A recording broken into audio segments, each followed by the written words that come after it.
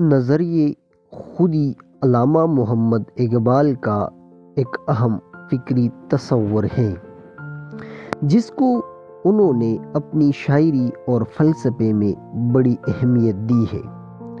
نظریے خودی اقبال کے نزدیک انسان کی اصل حقیقت اس کی خود مختاری اور اس کی اندرونی طاقت ہے۔ اقبال کے نظریے کے مطابق خودی انسان کا داخلی وجود ہے جو اسے اپنی تقدیر بدلنے کی طاقت دیتا ہے۔ اقبال کا فلسفہ خودی کی اہمیت۔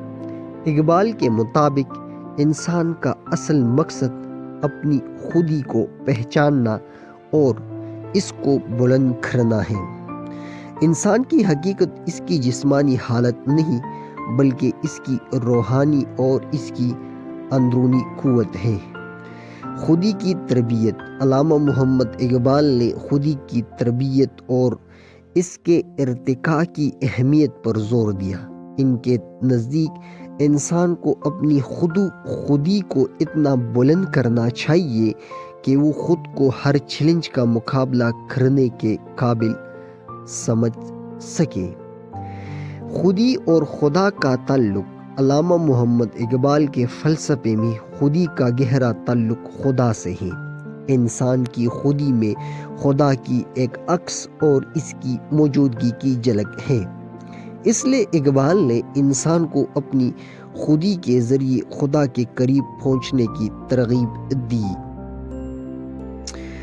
خودی اور جدوجہد۔ علامہ محمد اقبال کے خیال میں خودی کو مضبوط کرنے کے لیے انسان کو مسلسل جدوجہد، محنت اور عزم کی ضرورت ہے۔ یہ جدوجہد اسے اپنی حقیقت تک پہنچانے میں مدد دیتی ہے۔ پھر اس کے بعد علامہ محمد اقبال خودی کے بارے میں جو تصور پیش کرتا ہے وہ ہے خودی کا مقصد۔ علامہ محمد اقبال کے مطابق خودی کا مقصد صرف ذاتی ترقی نہیں بلکہ انسانیت کی فلاح و بہبود اور اجتماعی بہتری ہے۔ انسان اپنی خودی کو اس طرح بلند کرے کہ وہ نہ صرف اپنی زندگی میں کامیاب ہو بلکہ دوسروں کی زندگی میں بھی مثبت تبدیلی لا سکے۔ خودی کا تصور اقبال کی شاعری میں جاوید نامہ اور بانگ درا جیسے مجموعوں میں نمایاں طور پر ملتا ہے جہاں انہوں نے انسان کی خودی کو بیدار کرنے اور اسے بلند کرنے کے مختلف طریقوں پر روشنی ڈالی ہے۔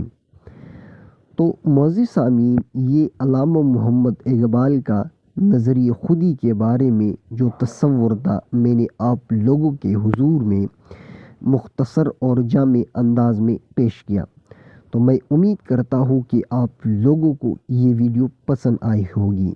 تو آپ تمام لوگوں سے میری یہ گزارش ہے کہ اگر آپ ہمارے اس چینل پر نئے ہیں تو آپ ہمارے اس چینل کو سبسکرائب کریں تاکہ اردو زبان قواعد کے املا کے حوالے سے ہر وقت آپ لوگوں کو بر وقت مل سکے۔